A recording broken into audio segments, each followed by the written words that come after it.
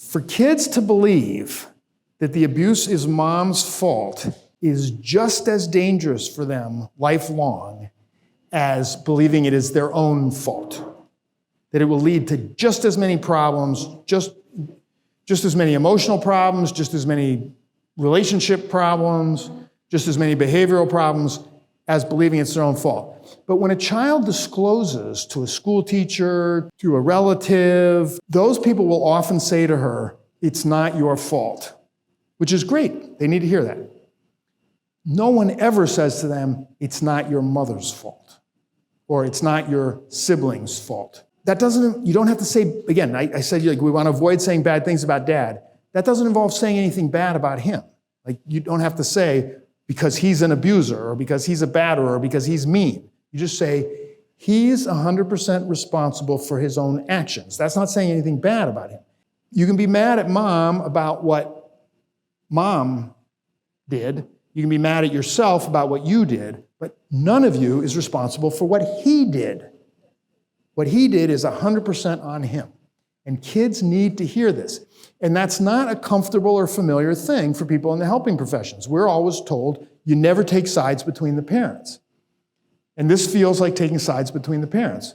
I would argue that this is not taking sides between the parents. This is giving kids fundamental information about life, that adults are responsible for their own actions, and that except under conditions of extreme coercion, people don't get to blame their actions on other people. I'll give you a couple of crucial examples of what happens to kids when they believe that what's done to mom was caused by mom. Jay Silverman, a longtime domestic violence and trafficking researcher, he did research quite a while back where he looked at boys who had grown up with a batterer in the home, dad or stepdad in the home, to try to shed light on causes of who became the next generation of batterers. So one of the things he did first was divide them up between boys who had been more traumatized by the violence that they had witnessed and boys that had been less traumatized by the violence that they had witnessed. And to his own surprise, and to the surprise of many of us, he found no significant difference between those two groups in their rate of adult offending against women. The less traumatized boys and the more traumatized boys had the same rate of becoming batterers themselves as adults. I'm not trying to minimize the impact of the trauma. The trauma creates all kinds of problems, but I'm saying it's not what's causing offending in the next generation. And I forget what other comparisons he did, but the one where he got huge positive results was when he compared boys that had bought in to in other words, who had sided with the abuser, who had blamed mom, who had bought into his key ways of believing, his key beliefs about what was going on, with the boys who had not. There he found huge differences, statistically, in which of them were then offending against women themselves as adults. So what that means, to bring it down to the sort of simplest and most straightforward level, is that the boys who believe that mom is to blame for the domestic violence are the future batterers. And it calls upon us very, very strongly to make sure the kids know she's not responsible for what he does. The connection with girls, by the way, is less clear in the research. The research does not find a strong link between girls witnessing domestic violence and growing up to become abused women. But what the research tells us is that the woman who grew up witnessing is going to, on average, be in that relationship a longer period of years. In other words, being exposed to it as a kid doesn't cause you to get in that relationship, but it makes it much harder to get out. And again, I come back to the same thing. If it was mom's fault when you were growing up, then whose fault is it when you're being abused? Your own.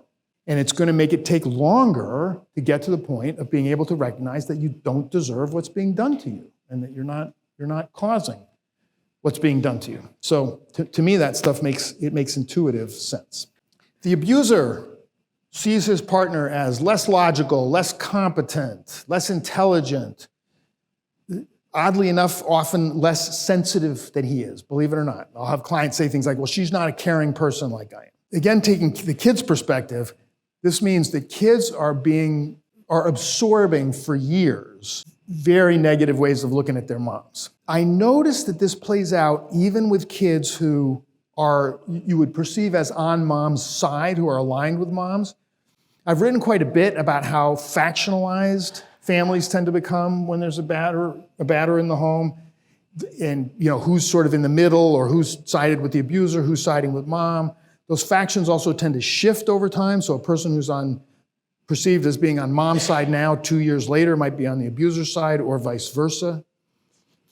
Everybody's trying to figure out, not necessarily consciously, but on some level, they're trying to figure out how to get safe. And they're trying to figure out how to feel okay. And there are advantages to being on the abuser's side, and there are disadvantages to being on the abuser's side. And there are advantages to being on mom's side, and there are disadvantages to being on mom's side.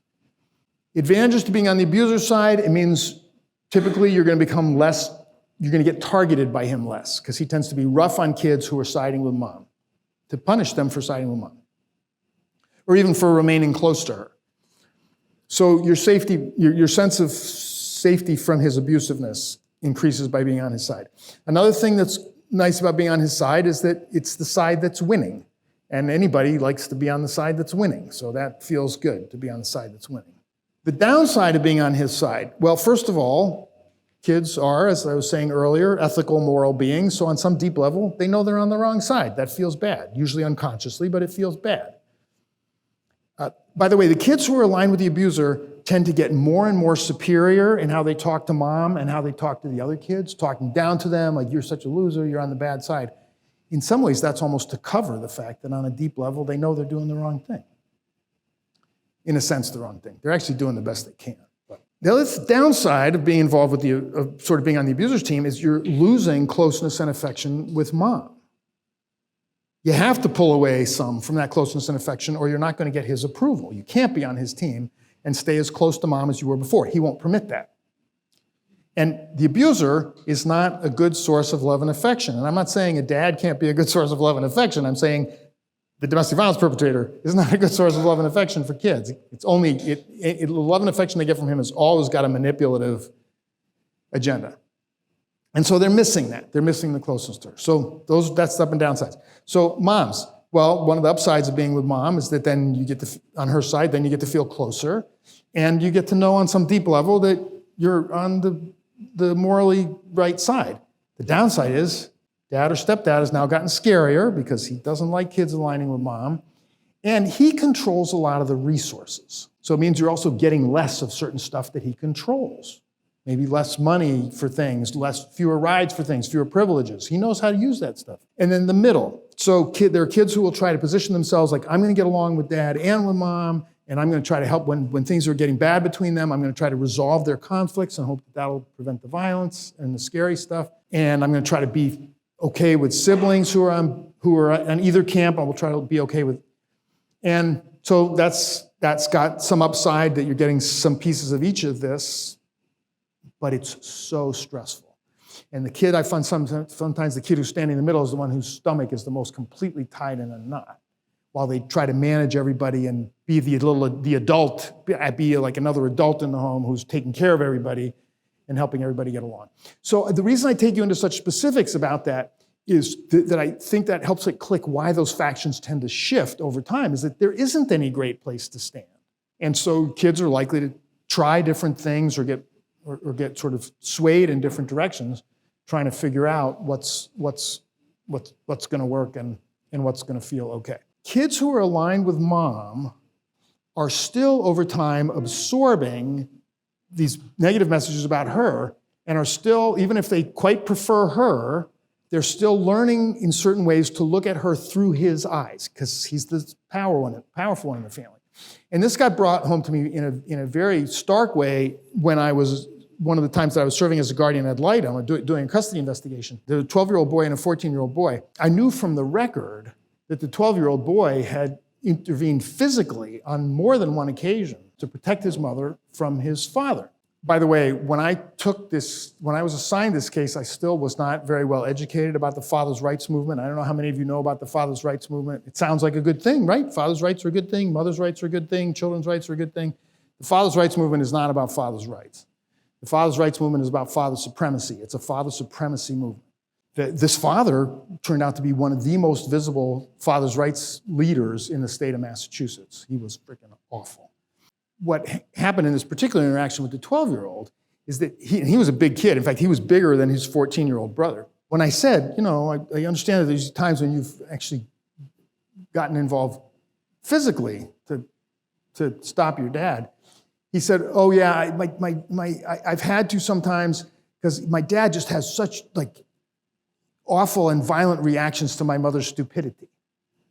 He was trying to fight for her and yet was learning still to see her as he was casting her. So this disrespect is potent. And we have to, when we're trying to help kids, we have to think about how are we going to help them develop an analysis of the ways that they've been conditioned to disrespect her. And that's a really tricky business, but it needs to be part of the work. Without trying to make it sound like they have no right to have some bad feeling about their mother. Of course, they have the right to have some bad feeling. Every kid has the right to have some bad feelings about their parents. Every kid's got some bad feelings about their parents, and they have a right to that. So it's not that you have to see your mom as a perfect person. So that makes it an even trickier navigation to figure out, but how do you help them also become aware of the ways that they've brought her down, been conditioned to bring her down a few levels. I've already talked about how payback-oriented they are. It just means in practical terms, things that we learn about from the kids, we can't let him know. And it's so tempting. I've had times that, for example, as the Batterer counselor, when things I learned about from the kids, I just wanted to blast him about them. And I understand that temptation, but you're not the one he's going to get for that. The kids and mom are the ones he's going to get for that. So we have to be very careful where information goes. Nothing from mom should go to him either, unless she explicitly wants that raised with him and feels that it's worth the risk. I find that very few abusers are attached to being abusive. That's not why they won't give it up. They're attached to an extremely unequal, exploitative relationship. If we could teach them a non-abusive way to be as exploitative as they are now, I realize that makes no sense on the surface of it, but if we could teach them to be kinder, gentler batterers, they'd be all for it. But very few of them enjoy using violence. There are very few sadists among abusers. They're there, but there are very few of them. They don't enjoy using violence. The violence to them seems kind of ugly and unseemly, and the higher they are up the socioeconomic ladder, the more they find the violence kind of unseemly. And so, but they would love to give it up, but they have no interest in giving up what the violence gets them. When they backslide, as they inevitably do in a Batterer program, and you're trying to get them talking and analyze why they're backslid after a period of appearing to do better, it's never because they missed being abusive. It's because they were starting to not get their way about certain things, and they were so used to always being able to impose their will. When people start to understand how rewarding the abusive pattern is, they're much less likely to get sucked into feeling bad for the abuser. And you'll often hear, oh, the abuser's doing himself as much harm as he's doing her. He's not doing himself nearly as much. He's not doing 1/20th. No, I don't think it's particularly good for you to be an abuser, but he's not doing 1/20th the harm to himself that he's doing to women and children in that home. And when people start to feel sorry for him, they start to make mistakes. And I don't believe in being cruel to abusers. I don't even advocate sending them to jail for 5 years, although I do advocate sending them to jail. But I'm not into cruelty. That's not the point. The point is, if you're not operating in reality, you start to not impose any real accountability, and abusers do not change in the absence of consequences, unpleasant consequences. They simply will not change. That reminds me of a thing that I wanted to say earlier that has to do with my own beliefs about human beings, so you're under no obligation to agree with this, obviously, but I don't believe in the blank slate belief about human beings. A lot of people believe like a baby comes in as a blank slate, and if they're taught good, they'll be good, and if they're taught bad, they'll be bad. I don't buy it. Human beings come in with a tremendous, deep desire to be in positive relationship community with other human beings. It's not an equal, oh, I'll go whichever way I'm pushed. I've never yet met a bad baby. You know, how many three-month-olds do you know where you just say, what a jerk? So we don't easily go in the bad direction. It takes a lot of extra pressure and indoctrination and harm to get us to go in a bad direction. And the reason I emphasize this is because that means that when someone has developed really destructive behaviors and really destructive attitudes, that's taken a long process, and that means it's going to be a long process to take it back apart. And we have to be realistic about how long a process it's going to be to take it back apart. People make so many mistakes with abusers of just letting them off way too easy, and it's not helping anyone. Abusers have a real tendency to see their partners as owned objects and just, she's part of my stuff. She's a thing that belongs to me. Now, if you have that kind of way of thinking about your partner, that's not necessarily going to spill onto any other front in your life. But if it does spill, where is it likely to spill first? It's likely to spill first. Who in your life is going to be the next easiest people to think of as owned objects if you have tendencies in that direction? Children in the home. I just want to tell you the statistics. Abusers about 7 times as likely, abusers of women about 7 times as likely as non-abusive men to physically abuse children in the home, and about 6 times as likely as non-abusive men to sexually abuse children in the home. Lots of research on this stuff. This is multiple studies of both of these things. So what that means is that the best predictor of which men will be child abusers is whether they abuse women or not. One of the many reasons why I scream every time I hear people in the family court saying, well, he may have done some bad things to her, but he's a good father. Like, are you aware of these statistics? Let me tell you something else that's wrong with that, an even more profound thing that's wrong with that statement. By the year 2024, we have studies piled as high as the ceiling. Well, it's an unusually high ceiling here, but we have studies piled this high of how many negative effects there are on kids of growing up exposed to domestic violence. In other words, abusing children's mother is one of the worst things you can do to those kids. Well, so how can someone abuse a mother and be a good father?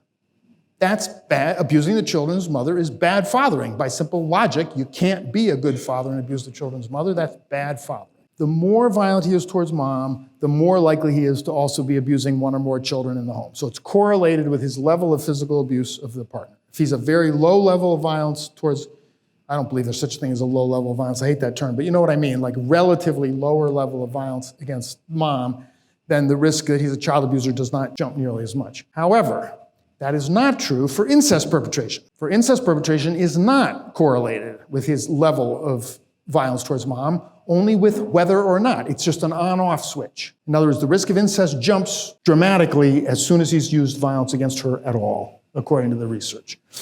2 of the studies specifically commented in their findings, what I would call the dual perpetrator, domestic violence and incest perpetrator, that their violence towards mom was typically at lower levels of violence. They specifically commented on that in the discussion section of their studies. I don't want to get everybody in a panic about incest perpetration. The physical abuse is about half of batterers.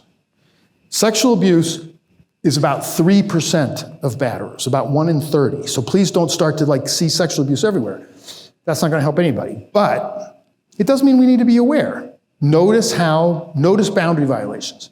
And I get very concerned, again, particularly in the court system, when the history of domestic violence perpetration has already been established, it's already clear that he's a domestic violence perpetrator, and they're starting to see boundary violations, and they're telling me, yeah, but they're very low-level boundary violations. And I'm like, you're dealing with a batterer. There can't be any such thing as, you can't ever think that way once you know you've got a batterer. Well, these are subtler boundary violations. He's a batterer. We know where those subtler boundary violations are going. So when we do see stuff, we do need to take it seriously. With respect to intervention with abusers, whether in an abuser intervention program or anyone else who's trying to work on pressuring him to change, it's not particularly helpful to teach abusers skills. The research shows that they do not on average have lower levels of skills than non-abusive men. Conflict resolution skills, communication skills, assertiveness skills. Believe it or not, there's a bunch of people out there who insist that we need to teach batterers assertiveness skills. Thank you. You should be laughing. This is a product of believing his story about what happened. Because his story so often is, I don't know how to stand up for myself. I let her do this and this stuff for years, and finally I couldn't take it anymore and I blew up one day. Well, you can't believe his version of why this happened.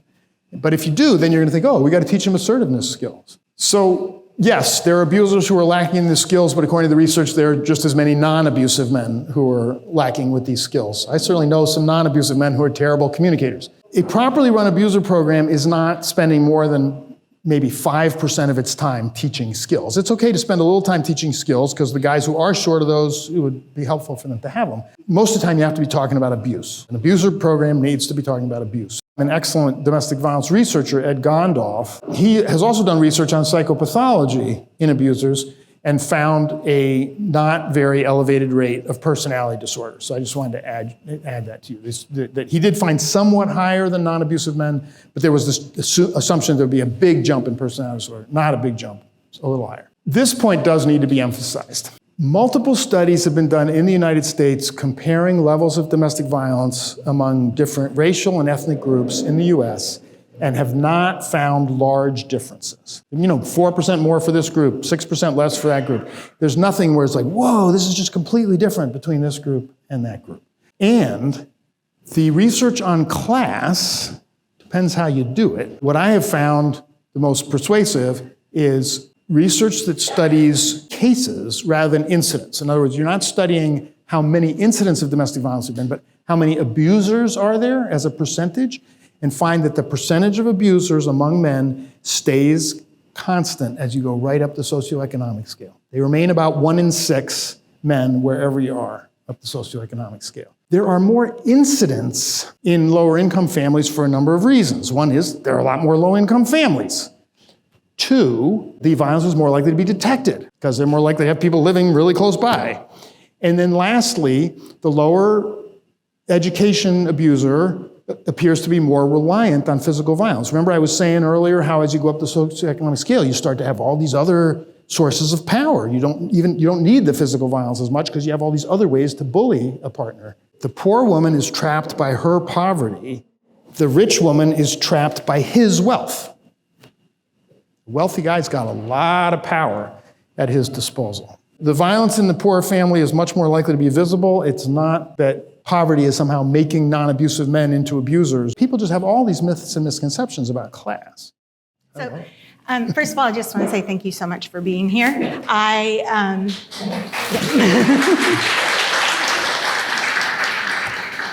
refer back to your books all the time, and there's still so much clarity to gain. So thank you. It's so different in person than just reading the books. So. Oh, thanks for saying that. So we actually got a lot of questions. Okay.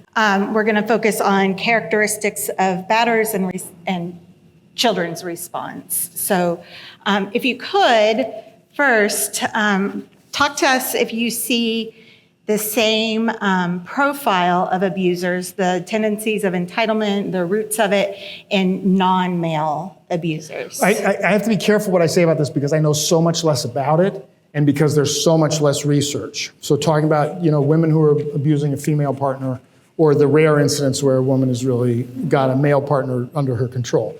And this has nothing to do, by the way, with seeing sort of like women as good and men as bad. It's about who can create that kind of charged atmosphere of intimidation. And that's very hard for a woman to do over a man. I know plenty of couples where I think the man is the person I like and the woman is the one I don't. So I'm not trying to say anything in those kind of terms. But it's about your ability to create that kind of level of intimidation and create this very unequal relationship where one person is just getting completely ripped off emotionally, financially, sexually, et cetera. The research that there is and the case experience that there is about the lesbian batterer or the gay male batterer, for example, tends to look quite a bit like what I've described. There'll be a lot of similarities.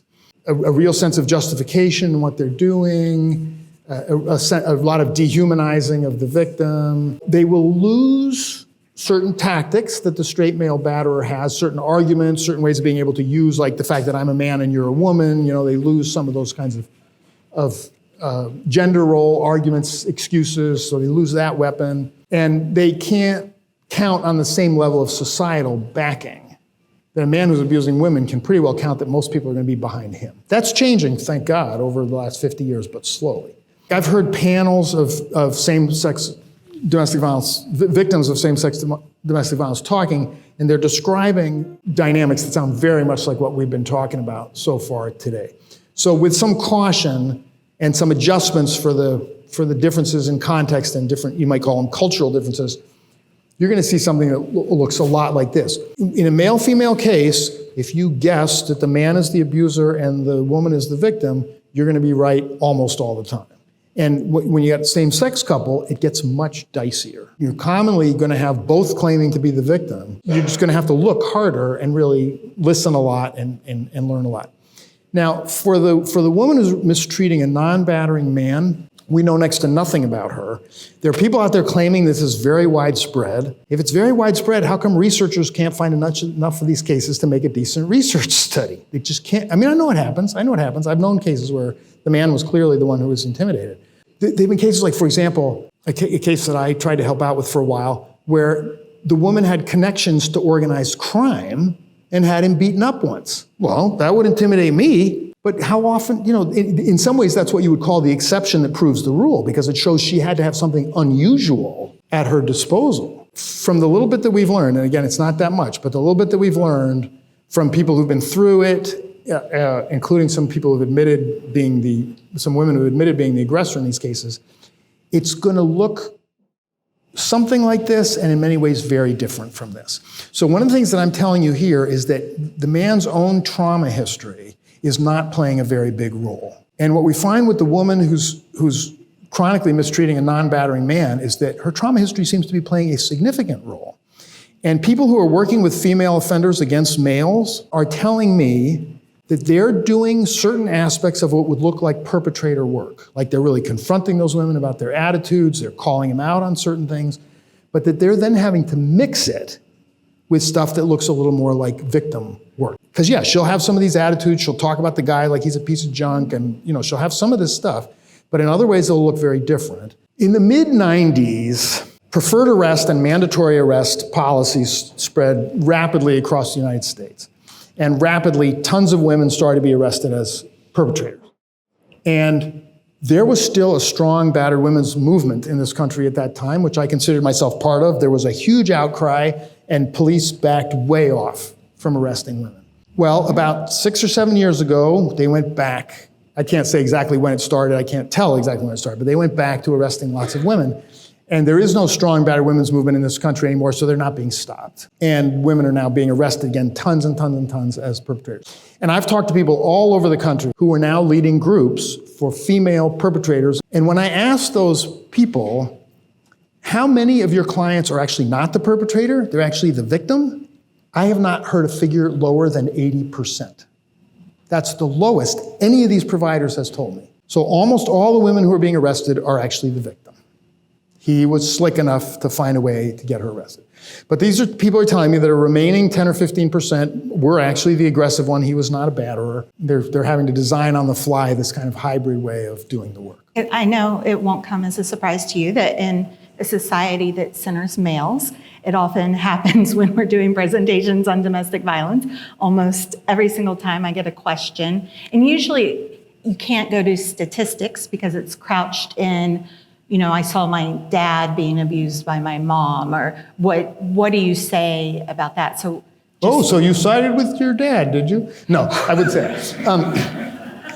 that's not fair. Please disregard that. I'm actually really not that way. The first thing I hear is, well, it's so much harder for men to come forward about this and disclose it. That is such a minimization of how hard it is for women to come forward and disclose this. It's unbelievably difficult for women to disclose this. Another thing that I say is, because of how many years I spent around abusers, I know an abuser a lot faster than most people do. Not because of any special brilliance, just you've been around it a bunch, you start to just feel certain things. So I've read magazine articles and watched at least one TV thing where it was like they were featuring men who'd been abused by women, and I could recognize them all. They were pure abusers. And I think the genuine male victims are not interested in being on a magazine or a TV show. That's naturally the abuser who's going to love to be on the TV show as the abused man, right? Because he loves that. I tend also very heavily to talk about sexual assault and say how rampant it is in domestic violence. Jacqueline Campbell's research shows how incredibly rampant it is in an abusive relationship. That's just an almost unheard of dynamic for a man to be being sexually assaulted by his female partner. And then the last thing that I point out that I think is so revealing is look at post-separation homicide. Because homicides happen in various ways while couples are still together. But post-separation homicide, after the couple is split up, are close to 100% male on female. Or male on male, female on female, but not female on male. It's next to impossible to even find a case of post-separation homicide that's female on male. Well, if there's so many female abusers, out there, where's all the homicides? A homicide while the couple is still together, quite likely carried out by the victim. But once they've split up, obviously, it's carried out by the perpetrator. How come there's suddenly no female on male homicides once we're post-separation? Thank you for that.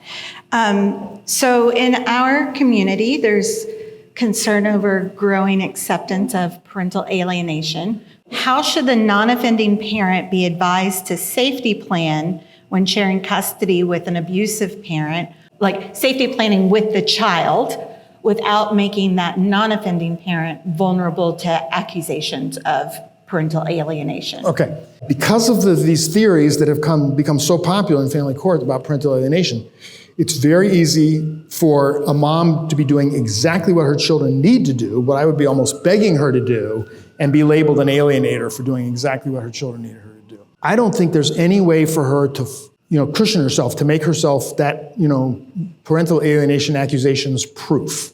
And I tend to tell moms that, they have to read what's going on in their own case, but I tend to tell moms that if this is what you really think is in your best interest, you might want to seriously consider going ahead and doing it. There's not going to be any way. So you gave the example of safety planning with kids. There's another issue that comes up when kids start to ask questions about the history of domestic violence. Mom can be labeled a parental alienator for giving them accurate information about what in fact happened, even in the face of the father having lied.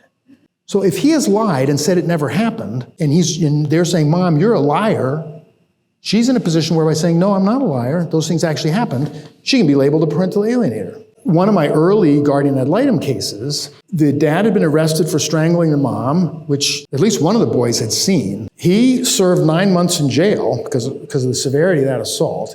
Then for the first year after he got out of jail, made no attempt to see the kids, and then came filing for custody and doing the usual thing that abusers do. He got visitation right away, despite 9 months in jail, and started telling the kids a tremendous amount of detail about jail. And that's so disturbing for kids to hear in detail about your parent being in a jail. And he told them that the reason he had to be in jail all this time was because Mom had accused him of having done something he hadn't done. And by this time, the kids that had witnessed couldn't remember the incident anymore, I assume because of trauma. So by the time I became involved in the case, Mom was finding these boys completely unmanageable. They hated her guts because of what she had done to Dad. And I was saying, less to her than to the court, these kids have got to be told what actually happened. His lying about what actually happened is allowing him to destroy this mother's relationship with her kids. It's so perilous, it's so potentially destructive to kids to engage them in secret keeping. So on the one hand, I really want to avoid talking to kids and then saying, but don't tell your dad we had this conversation. I would do it a little bit differently. What I would say, I would have the conversation with the kids and then say, do you think it's a good idea to talk to your dad about this? And help kids figure out for themselves, or in conversation with you, so that you're not telling them you need to not tell him, and you're not actively engaging them in required secret keeping, but you're just sort of trying to make the decision together with them that this might not be the best thing to talk to him about. Because I think that's all she can do, is try to keep that from ever getting back to him, that she had these conversations. But when she doesn't have these conversations, it just leads to a whole other set of problems. So let's say she doesn't correct his misinformation in order to not get accused of parental alienation. And then 10 years later, they're coming into adulthood. She's feeling like now it's time to tell them what really happened. They don't believe her. It's too late. They're like, oh, sure, Mom. Yeah, 10 years later, suddenly Dad did all these things to you, 10 years ago, sure, Mom. Of course, by that time, they're extra disparaging of her because they've been so indoctrinated onto his team. The abused mom is in so many damned if you do and damned if you don't kind of situations, and it's so true with the family court. People who are not familiar with what's going on in family court have trouble believing some of the things that I tell them that I know happened because I was actually in the courtroom while it happened, or I read the judge's orders. There are multiple women are now multiply given written orders that tell them they cannot discuss the case with anyone other than their own attorney. Complete removal of her constitutional rights. The judge can do horrible things to her, and she can't report that to anyone without violating her court order, because the judge said you can't talk about what happens here to anyone. It's a really, really serious situation. It sounds like you're talking about how people are placing more value on the relationship between father and child than mother and child. Not only that, they're putting much more value on the relationship with the father than the children's recovery. And we know what's involved in children's recovery from exposure to domestic violence. And the court is saying that may not happen. These kids are to stay wounded. Of course, they're not putting it in those words. That's my translation. But that's what they're saying. The kids cannot have a proper healing process that could actually meet their needs so they could heal from this. So increasingly, systems are moving towards mediation as a way of closing cases, both in civil, criminal, and Title IX cases involving both domestic violence and sexual violence. So what advice would you give to courts and other systems engaging in this practice? And what advice to advocates and other professionals would you give to them in these cases? So first of all, mediation in response to a criminal matter is simply completely inappropriate for a domestic violence or a sexual assault case. And I believe it's inappropriate for anything where the crime is obviously a long time repeating behavior by the person, right? If the person has set 10 houses on fire, we're not going to have like a mediation conversation with them about the 11th house they set on fire. It's like, you got a problem here. You set houses on fire. What good is mediating this particular time that you set a house on fire? So that's a fundamental misunderstanding to begin with about the nature of domestic violence and sexual assault, which is these are deep-seated, repeated behaviors. No man commits one sexual assault. With respect to civil matters, it's much trickier. Because, well, particularly when you're talking about custody and visitation, which is that the mediation process is in many ways not going to go well for the abused woman. The litigation process is quite likely to go worse. And so, as unpleasant as it is for her to agree to certain things in mediation that she really doesn't think are right and doesn't think are the best things for her kids, if she can get an agreement in mediation that she feels like she can at least live with and where the kids will at least be okay, that's so often going to be better than what the court order would have been through litigation. And I changed my stand on this, because I used to say, do not mediate about child custody with an abuser. And then just years of watching what was going on in litigation, I realized can't take that stand anymore. One of my concerns about mediation in the family law context, it tends to be what's called open mediation. And what open mediation means is that if the mediation fails, they don't reach a mediated agreement, the mediator is allowed to make a report to the court about what happened during the mediation. And that's typically going to lead to the court getting a report that mom was the obstacle to settlement. She tends to come into the mediation starting from a fairly reasonable set of demands, and the abuser comes in as an abuser will, with a completely unreasonable set of demands, makes numerous compromises. She hasn't moved very much because she doesn't have anything that she can safely give away or reasonably or fairly give away.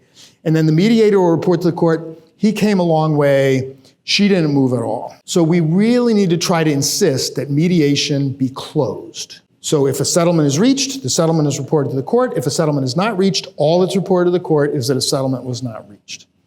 And so that's something you can try to ask for, a lawyer can try to ask for, that the mediation be closed. I would put restorative justice in the same category as mediation. It does not belong in domestic violence and sexual assault cases, except in cases where it's something the survivor very much wants to do. Because I believe in respecting her choices. There are cases where she really wants to go the restorative justice path. There are cases where she really wants to go the mediation path. Then she should have that option. But we just need to make sure she knows what she's getting into, and usually if she has the choice, she's usually going to say she'd much rather not. If mediation does happen, it should be done with what's called shuttle diplomacy, where the mediator goes back and forth between meeting with the abuser and meeting with the woman. They should never be put together in the same room. And a mediator should be following one of the two established domestic violence protocols for doing mediation in the case of domestic violence. If the mediator is not aware of these protocols, They got no business mediating a domestic violence case. Where can we find those protocols? I'd have to look them up. Okay. I think they're cited in the Batterer as parents. I think you could find them in the citations to the Batterer. What elements should we look for in an abusive, or the intervention program, the Batterer's intervention program, that indicate a higher success rate? Okay, so the first thing I have to say about success rates is that they're very, very hard to measure, because the only person who knows is the woman who's involved with him for quite a long time. If he's still with the same woman that he abused, she sometimes can really tell. But even she cannot tell fast, because he's a lot better for a few months. Well, there've been a lot of other times when he was a lot better for a few months. That's a standard part of the abuse pattern. By the way, that reminds me of something I didn't say earlier, which is, I don't think it's a good idea to confuse an abuser's good periods with like a period when an alcoholic is on the wagon. Because in theory, at least, when an alcoholic is on the wagon, that's a period when they're at least starting to step outside the pattern. The abuser's good periods are just a part of the pattern. He's not like a non-abusive man during his good periods. He's just being manipulative during his good periods, and he's easier to live with. But it's not like he's out of the abuse. It's increasing his power. He's laying groundwork. A whole bunch of things are happening during those supposed good periods. All right, I just caused myself to lose my train of thought. Where were we again? Success rate for Batterer's intervention. So I have, not too many times, thank heaven, but I've had experiences, including fairly recent experiences, where an abuser program that comes to one of my trainings says, we're having a great success rate at our program. We're having like a 60 or 70% success rate in our program. You are? Wow. How do you know? Oh, they tell me, you can just tell. You can just tell by what? Well, you can just tell by how he is in the group. He's just completely changed how he is in the group. What he's saying is completely changing. What it's like dealing with him is completely changing. That's how he operates everywhere. You can't tell anything by how a guy is in your group. When you run an abuser program, and those of you who do will recognize what I'm talking about, you have sort of a spectrum of guys. You have guys who are like, this program is stupid, you guys are part of the feminazis, whatever the man does is bad, whatever the woman does, the court doesn't want to hear about it, nobody cares what she does, right? Then you've got guys at the other end of the spectrum who are like, I have learned so much from being in this program. I wish I'd gotten here I wish they'd made me come 5 years earlier and I wouldn't have made a lot of the mistakes that I'd made. This has really opened my eyes about a bunch of stuff. Who will say to other guys in the group, I know you probably think these counselors are full of it, but you should really listen to them because they know what they're talking about. And then you have guys in the middle who are, somewhere in between. They're difficult, they fight back against you, they argue against you, but some things that you say do seem to get through. Guess which guys make the actual real changes? The ones in the middle. This took me a long time to catch on to. I hate to say it, but I was a real sucker for the guys over here. It's like, whoa, I'm quite a counselor. It took me a long time to realize they're just transferring what they do with women to their abuser group. And that if they were that capable of facing what they were doing, they wouldn't be doing what they were doing. So what eventually I was able to put together is, these guys are being so defensive that nothing can get through, and these guys are being so undefensive that they're being completely fake. They're not in any way being real. The guys in the middle, and I'm not saying the guys in the middle all change, but when you do see change, it's these guys. Because they fought you enough that they were being real, but not so much that nothing could get through. I mean, I've had guys who seemed so changed, who had been so defensive at first and became so much easier to deal with in the group, started to be willing to take feedback without getting all defensive about it. And then I would do the follow-up, but to try to get further feedback confidentially from her while he's in the program. And, one of my star clients, the woman said to me, he's worse the night after groups than the nights he doesn't go to groups. And actually, I've had experiences the opposite of a guy that I thought was a complete pain in my butt, and the woman said things are actually changing around here. So then the outcomes that have been done of abuser studies, and if you're interested, Ed Gondorf, it's not only, he's done a bunch of his own studies, but he's also written extensively about other people's studies. So for those of you who are particularly interested in this, he's got 2 excellent books. One is called Batterer Intervention Systems, and then his second book is called The Future of Batterer Programs, and they're both excellent. He found very low effectiveness of abuser programs except in the context of a very tough court system. Tough judges and tough probation. But how do you measure success? Well, a lot of studies measure success, no rearrest for 12 months. Well, he's had plenty of it's not like an abuser is arrested every 12 months in his relationship. So he's going to have had plenty of other 12-month periods when he wasn't arrested. So that doesn't tell us much. Does the victim report a new incident of violence in the next 12 months? Well, that would tell you something, but again, it depends on all kinds of stuff. And then there's some studies that have tried to do really some kind of detailed interview with victims, and that starts to become much more meaningful. But even then, you would really need like a 3-year follow-up. And how are you going to structure that study? It's very, very hard to do. The only way we can really tell success is with some of the guys that we have longer, where we are maintaining contact with the woman, and she's being able to describe really significant changes. Not just like he hasn't overtly been abusive, but like he's actually starting to listen to me. He's actually starting to treat my opinions with some respect. Then a lot of it, I want to hear what happens in a difficult conflict when your needs really conflict with his. So, for example, when a woman says, oh, he's so much better, like we haven't had a fight, we haven't had an argument, a bad argument, like a fight, for like 6 months, I don't find that reassuring. I need to hear, is he changing what happens when there's a serious fight? Because eventually his needs are going to seriously conflict with hers. That happens in any relationship. Eventually you have significant conflicts of your needs, and a decent person has to know how to work through that and handle it instead of bullying the other person into like, no, we're going to meet my needs and to hell with yours. And that's what separates the people who are changing from the ones who aren't. I think we should much more be measuring an abuser program by, first of all, is the program making itself part of the community effort against domestic violence? Do they consider their mission to run these groups, or do they consider their mission to fight domestic violence in the community? If they think their mission is to run these groups, over time, they tend to start to become part of the problem rather than part of the solution. For a while, they're kind of neutral, and then it gets worse than neutral. And the programs that think of their mission to be part of the overall effort tend to be a really big help. I mean, a well-run abuser program is a big help. Not because they change tons of abusers, although some do change, but they're a big help for a bunch of other reasons. They're a big help because they do their own victim advocacy and help the victims get in touch with the domestic violence programs for more detailed and longer-lasting advocacy. The abuser program gets credibility in the community. I mean, why can I give these kinds of trainings? Well, eventually because I wrote books, but I was giving trainings before I wrote books. What was giving me a platform? The fact that I was from an abuser program. So if you want to be part of the solution, the fact that you're working with abusers gives you a voice to be able to contribute in that way. It helps to what we call exhaust the counseling option. In other words, it helps the woman feel that she now has the right to give up, because she often feels like I haven't done enough and everyone's telling her you haven't done enough. And she feels like now, hey, I got him to do the abuser program. He did the abuser program. He hasn't changed. A sense of having done her part.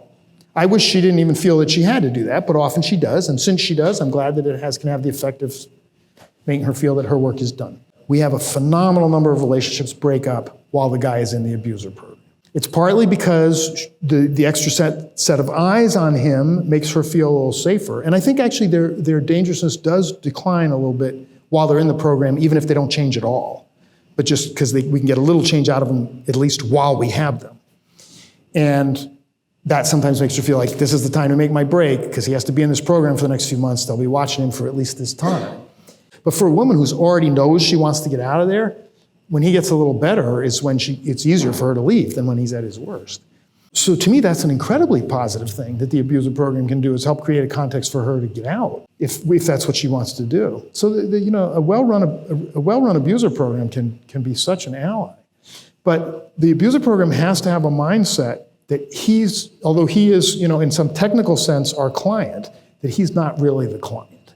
The client is really the woman and the kids, and that's whose interests we're always trying to think about. And any time we're in a position where his interests collide with hers, we're going with hers. Now, sometimes they don't collide. So, for example, helping a guy get into a job training program is going to be in his interest, but it's also going to be in hers. If he's got really serious mental health problems, helping him get into mental health treatment is going to be in his interest, but it's also going to be in hers.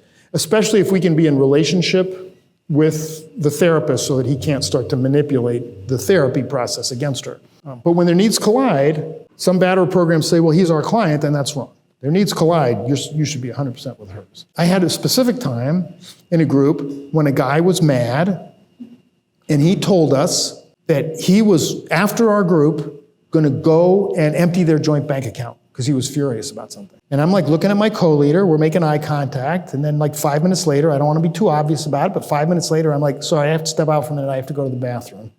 And zoom, I'm to the telephone. You bet. Move fast. He's planning to go for your money after the group. The abuser program that is not located itself in the movement typically will start to make certain kinds of mistakes. Like it'll start sometimes to say things to her like, he's doing really serious work here.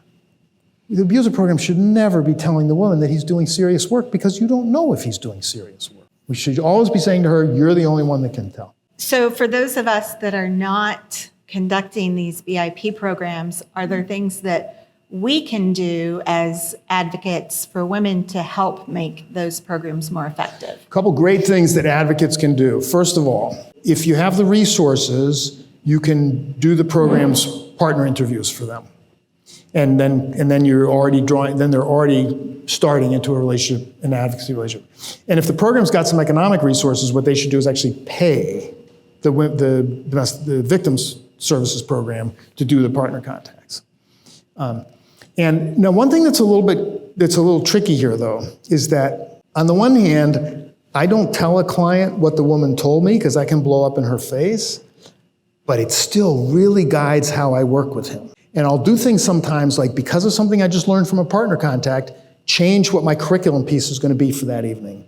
And then I won't make a bunch of eye contact with that guy that night. Like I'll be zeroing in on other guys, because again, I don't want to be obvious with him. Like, this is why this is tonight's topic. So we really want our work to be guided by the victims. And so the only problem with having the partner advocacy done outside is that then we're not getting that information. So it'd be good if they can get her permission to give the information to us with our agreement that we're not going to reveal it to him in the group.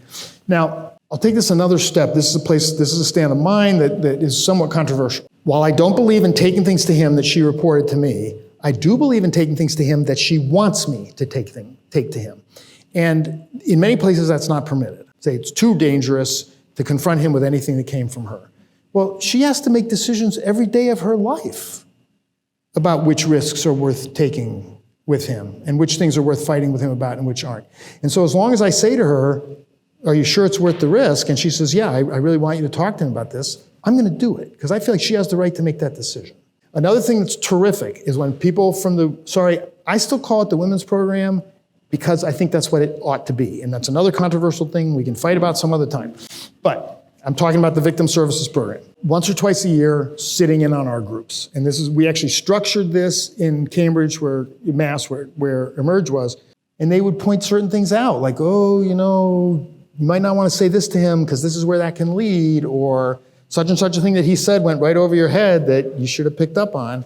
That feedback was incredibly helpful to us and guided us in our work so much. Oh, another thing you can do is always be on the lookout for people who might be interested in doing the work. Working with abusers requires, in my opinion, a certain personality style. In fact, the personality style that I didn't really have, I had to kind of develop it. Because you got to be pretty tough with your clients, but you got to treat them as human beings. You can't teach a man to be non-abusive by abusing him. But one of the real challenges is, how do I form a human connection with a guy without colluding with him? And in fact, the abuser's initial stance is, if you're forming a human connection with me, that means you approve of what I've done. And so we have to constantly be looking for ways to let a guy know, I don't hate you, I'm not against you, I see you as a person, I'm appalled by what you've done. And that takes that's not just any personality that can do that. I think it's really interesting work. I have worked with a lot of female co-leaders, and overwhelmingly they have really liked doing the work. Not all. For some people it's just too triggering. It's like the last thing I want to do is sitting around and listening to men's misogynist crap. And I totally understand that. Most of the women that I've worked with really liked doing the work. It's not therapy. You're not having to sit there and pretend to be supportive to things that are appalling you. You get to say, that's awful. And many women find that kind of therapeutic. To get to sit there with 8 or 10 or 12 guys or whatever and say, that's messed up, that's messed up, that's messed up. It really varies client to client whether they can hear the criticism better from the male counselor or from the female counselor. By the way, it's a myth that all abusers are misogynists. That's absolutely not true. You can be horrible abusers without really having anything against women in general, as long as they're not involved with him. It's bizarre, but it's true. He can have a female boss and actually be quite respectful to her and accept criticism from her. It's bizarre. And some of them obviously are woman haters. I'm not denying it, but I think the majority are not woman haters. They're just so entitled. Sometimes he can hear the criticisms better from her because he's the guy who's where some sort of manhood thing is very triggered when he's being criticized by a man. And the woman also, like the advocates who were sitting in, would notice things that were going over my head, and that was really helpful. And yeah, it's so whenever we can go that way, we love to go that way. So anytime a woman is saying, oh, maybe I'd like to work with abusers, we're like, let's have a conversation about that. Okay, that challenge to all of us, right?